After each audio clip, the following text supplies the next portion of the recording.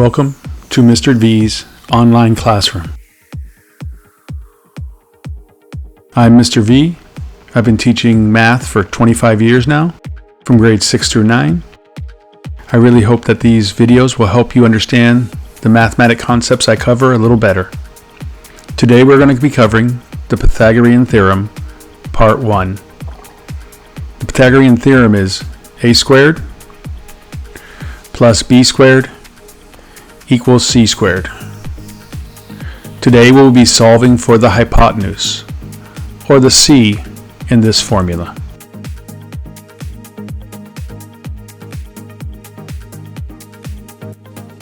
The Pythagorean Theorem has been known and used by many cultures and in many places in the ancient world. It gets its name we use today from a Greek philosopher, Pythagoras.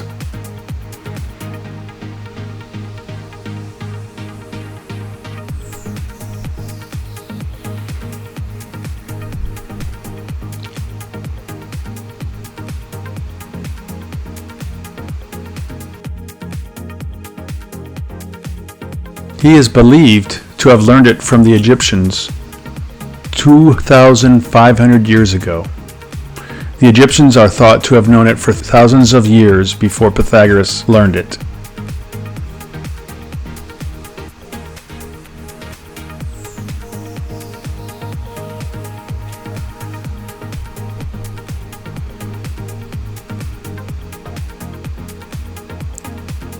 Let's learn how to use it.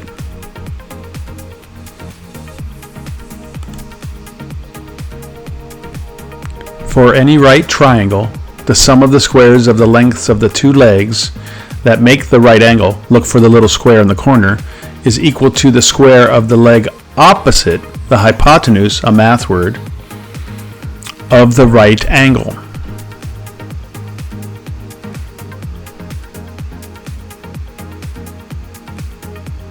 So here's our basic right triangle. The two legs, leg A, denoted by the green arrow,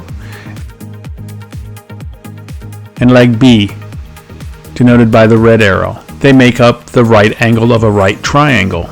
The hypotenuse is opposite, and it's denoted by the blue arrow, called letter C. So we get a squared plus b squared equals c squared. A, the green arrow,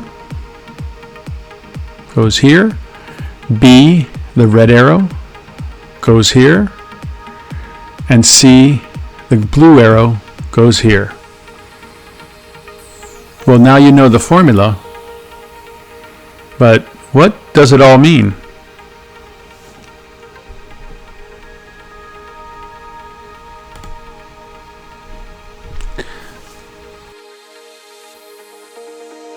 It means that if you make a square from the side lengths of each side of the triangle, when you add the area of the two smallest squares, they will equal the area of the big square.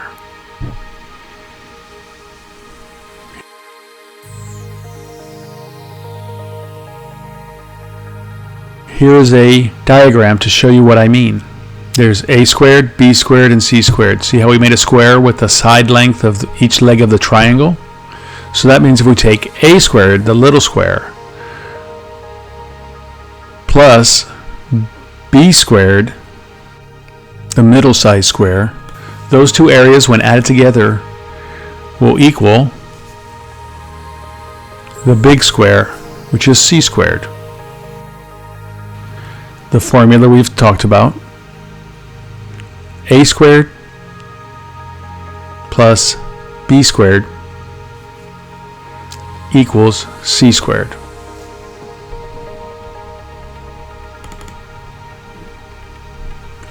Now let's try some with actual numbers.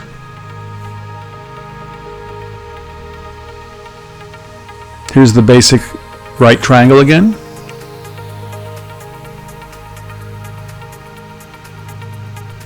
And here is a right triangle with numbers on it.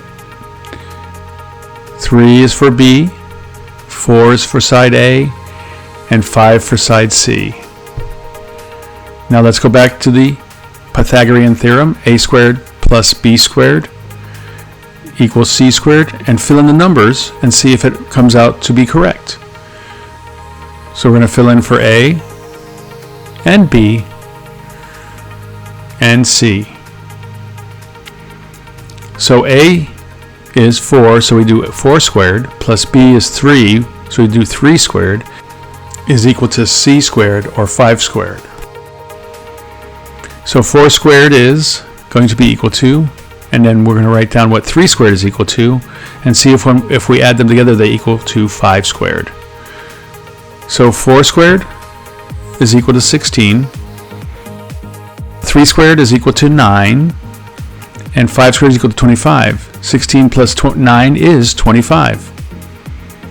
So we know that it's a true statement. Remember, this only works for right triangles. The little square in the corner lets you know it is a right triangle, in case they don't tell you.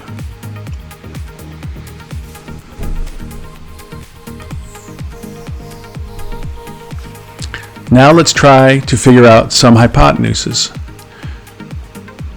First, we have to solve the Pythagorean Theorem for C, which represents the length of the hypotenuse.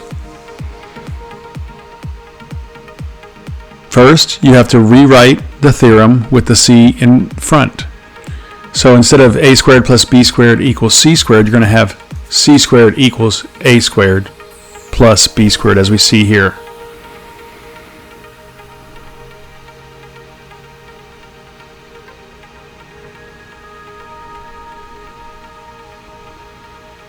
Then we have to take the square root of both sides.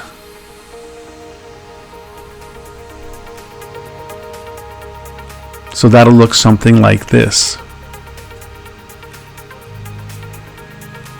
The square root of c squared is equal to the square root of a squared plus b squared.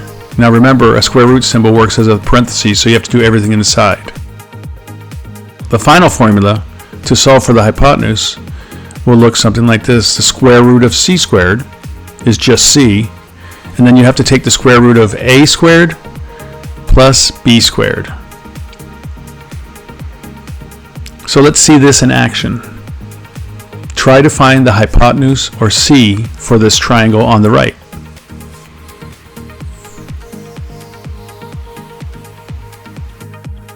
Eight is b, 6 is a, and we don't know c. So let's write it out. C equals the square root of a squared, which is 6 squared, plus b squared, which is 8 squared. And then that is equal to the square root of 6 squared is 36, and 8 squared is 64.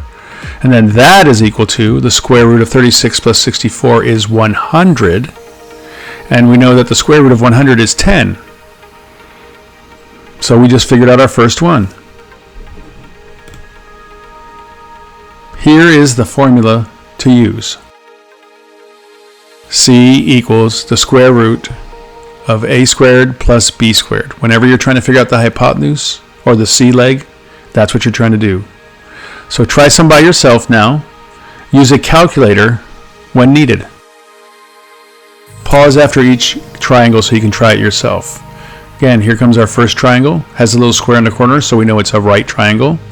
We have 5 for one leg, 12 for the other leg, and then we write down c because we don't know what the hypotenuse is. This is a good place for you to pause. So let's fill in our formula. C is equal to the square root of 5 squared plus 12 squared. That's going to be equal to the square root of 25 plus 144. And that's going to be equal to the square root of 169. Use your calculator. And the square root of 169 is 13. All right, let's try another one now. Here is the right triangle. You see the little square on the bottom. We get 9 for A, 12 for B, and C again for the hypotenuse. Again, pause here and try this one yourself. You have a good example to the left. C is equal to the square root of 9 squared plus 12 squared. That's going to be equal to the square root of 9 squared is 81, plus 12 squared is 144. So then we go, C is equal to the square root of 81 plus 144 is 225. So then C is equal to the square root of 225, which is 15. All right, one more. Again, the little square in the corner to know that it's a right triangle. We get 4 and 2 as our legs, and we get C for the hypotenuse. Again, a good place to pause. So now let's write it down. C is equal to the square root of 2 squared plus 4 squared. And then that is changed into the square root of 2 squared is 4, and 4 squared is 16, so we get 4 and 16. And then that is equal to 4 plus 16, or the square root of 4 plus 16, and that's 20. And then we get C is equal to the square root of 20. We have to use a calculator for that, and we get 4.47. Be prepared. Sometimes your answer will end up as a decimal.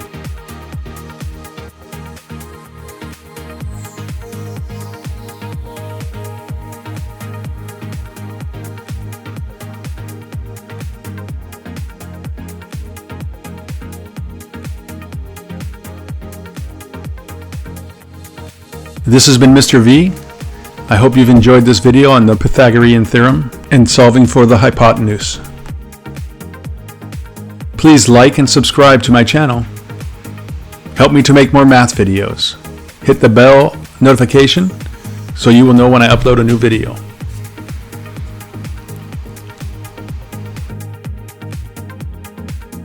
Make sure to check out these other math videos. Thank you.